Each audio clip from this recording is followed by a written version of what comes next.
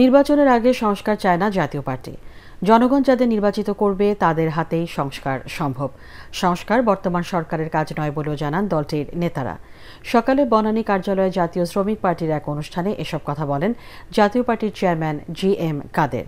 এ সময় তিনি আরও বলেন, দেশের স্থিতিশীলতা ধরে রাখতে সবাইকে নির্বাচনে অংশ নিতে হবে।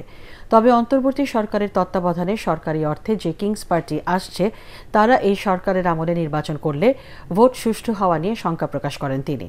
নির্বাচনে সবার সমান সুযোগ তৈরি না হলে জাতীয় পার্টি অংশ নেবে না বলেও জানান GM কাদের।